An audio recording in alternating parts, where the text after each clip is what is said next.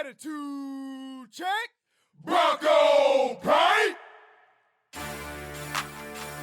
Hey, hey, hey, hey, hey, hey, hey, hey, 2-6, 1-2, let's get it. Go. Attitude check. Bronco Pride. You see that blue and that white. You see that blue and that white. Welcome to the FSU Broncos Pigskin PressTalk. I'm here with head coach Richard Hayes, and this is week number 5. And we had a big win this past weekend with a 55-12 win over Elizabeth City State in the Down East Viking Football Classic.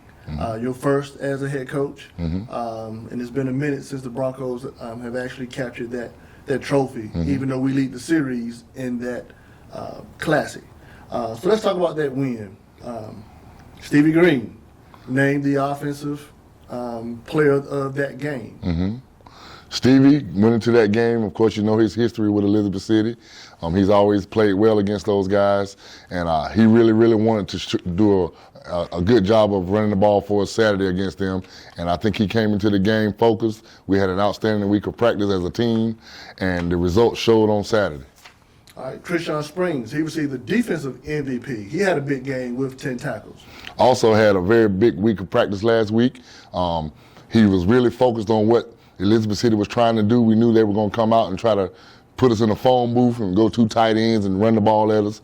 And, you know, he did an outstanding job. We sent him on a few pressures during the run game, and he made some outstanding plays for us. So at the end of the game, in addition to the Down East Viking Football Classic trophy, those awards were given out. Then a couple days later, the conference office recognized 4 student athletes for Fayetteville State. Once again, Christian Springs and Keyshawn James. Keyshawn James should be out there every week. If he plays the caliber of football he's capable of playing, he'll be named Defensive Player of the Week every week because he's that good. That he is. Stevie Green. Another one. I mean, we're getting Stevie on track. Our running game is starting to pop a little bit for us. We're continuing to work at it. It's Stevie and the rest of those guys. They've deemed themselves the stable now with Stevie and Donshell and Darnell and Johnny and Elijah. Those guys are doing an outstanding job. I believe we almost ran for 300 yards Saturday. So the stable is full of thoroughbred Broncos. Definitely. Thoroughbred Broncos. Kenneth Meredith also received a CLA Weekly Honor. Kenneth Meredith is a program guy. He's been here 3 years now. He's finally starting to get his playing time, and he's taking advantage of it, and he's also doing an outstanding job. All right, so this being week number 5, I think last weekend's victory is out of everybody's mind, and that's because it's homecoming. Maybe not for us, but it's homecoming for Fayetteville State. So Saturday, Chowan University, they're coming in to Luther Dick Gerald Stadium. They're coming in with a 1-3 record. Now they have a big-time QB and running back. We have a big-time QB and running back with Richard Latimer these past couple games and Stevie Green. But let's talk about the Hawks and their offensive power. Well, it all starts with Bryce Witt. You know, he's the head of the Snake, and he makes it happen. They're the best offensive 1-3 team probably in the country. They average 43 points a game. They lead the conference in points. And we're going to have our hands full trying to stop him. We've dealt with him the past couple of years, and we've been able to escape with 3-point wins both years. So we know their backs are against the wall right now. They've lost their first crossover game, and they can't afford to lose another one. We want to stay on the winning side of this thing, so we're going to be ready. It's going to be an exciting game. I mean, defensively, we feel like we can match up with him. We're going to have to put some pressure on him. He can take hits. You know, we tried to hit him a few times last year. He gets right back up and keep coming. So we're preparing ourselves mentally and physically for a showdown out here with Bryce Witt on Saturday. Okay, so their offensive tough, but our defensive tough. Definitely. What does their defense look like? Well, I believe they have a new defensive coordinator. I'm not sure of his name. They've changed from a even front to a 3-man front. They do some things out of a 3-man front. They've seen a few pressures trying to confuse the offensive line. We've been working real hard all week on that, so we feel like we'll be ready and we'll be able to continue to do what we've been doing the past couple of weeks. And actually, the lead for their defensive is a 2-person team, so they have co-defensive coordinators. Oh, really? Calling shots for the game coming up. Didn't know that.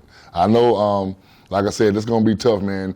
We just have to focus. I've been saying this week in and week out. If we focus on us and don't worry about what everybody else is trying to do, then I think we'll be fine. All right. So I guess let's get this message out to our alumni because it's homecoming week. It's busy on campus. There are events every day, almost every hour. But you got the guys tuned in. You got them focused. Hopefully, and I've been telling them homecoming is not for them because they're already here. It's for the alumni, and we want to put on a good showing on Saturday at 2 o'clock for our alumni, and then we can celebrate homecoming. All right. So hold the phone calls. don't be cooked there with the phone calls.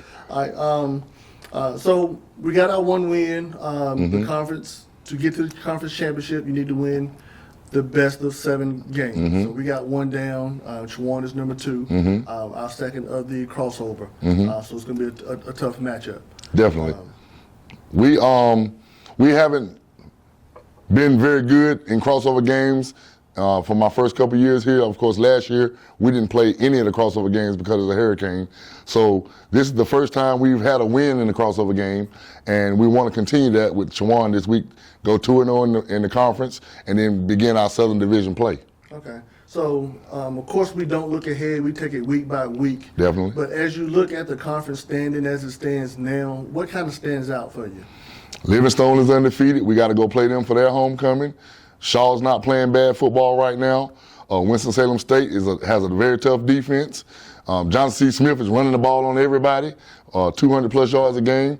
So I don't think this is going to be a gimme, and we're going to have to play week in and week out, but we can only play 1 week at a time. So we're going to focus on Chowan this week and try to take care of this homecoming and all the festivities around it. And then next week, we'll focus on who we play next week. All right. So kickoff is at 2 p.m. here in Luther McGerald Stadium.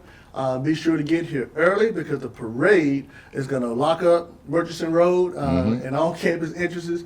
So there's going to be a lot going on, tailgating, all festivities. But what you want to make sure you're at is in the bleachers come 2 o'clock when the ball kicks up in the air and the Broncos take the charge. Definitely. Right? It's going to be exciting. For all things Fayetteville State Athletics, make sure you visit our website at fsubroncos.com.